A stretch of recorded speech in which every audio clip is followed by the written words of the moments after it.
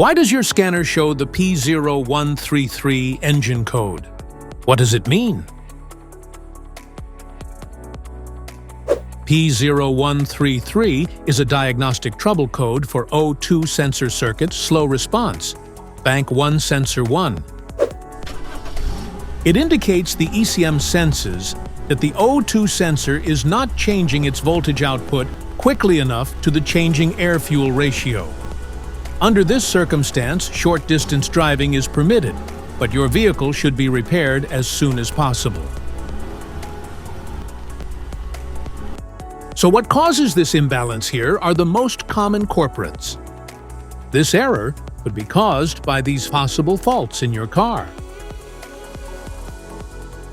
Faulty oxygen sensor. Contaminated oxygen sensor. Damaged oxygen sensor wiring. Intake manifold leaks. Low fuel pressure.